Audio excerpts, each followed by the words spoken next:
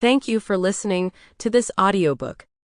This is Unfinished Business, written by Aubrey Hoffmann and narrated by Google Play auto-narrated voice, Michelle. Audio copyright 2025, published by Aubrey Hoffmann.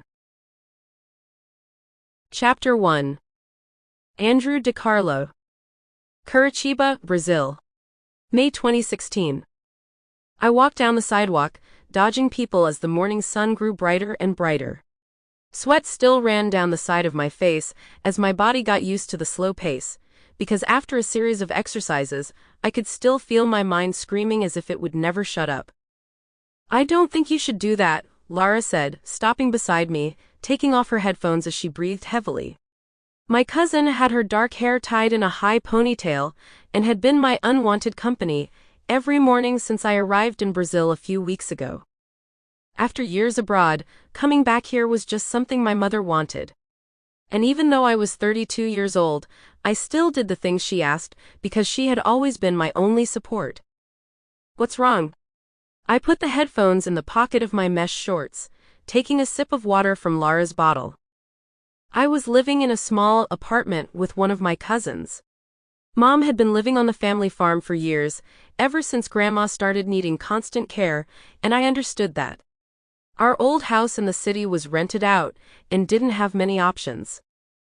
It was either boring Lara or a hotel. I hated hotels. "He's your father, Andrew. There's no reason for you to insist on being proud. Have you ever thought about everything you would have if your ego wasn't so high?" she asked, making me wish she understood everything. Accepting anything from my father was practically saying that I accepted him into my life. And that would be a mistake. I didn't want him with me. I lived in the United States for years and thanked God that every time I met him, it was because of his scheme, and I could count that on one hand. I didn't want a father at 32. When I needed him, he wasn't there. I didn't respond to Lara's speech, I just kept walking faster until I picked up the pace again to run, quickly leaving her behind. My cousin thought of the money and opportunities my father's name would bring me. I only thought about all the bad things that this meant.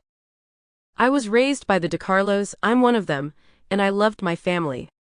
I think with all the chaos that was my father, God was kind enough to send me to the best family I would ever have the pleasure of knowing. The phone attached to the holder on my arm rang, and I saw Marcel's name on the screen. "Hi," I answered as I entered the building where Lara lived. "Ready to be the new CEO of DiCarlo Publishing?" Sample complete. Ready to continue?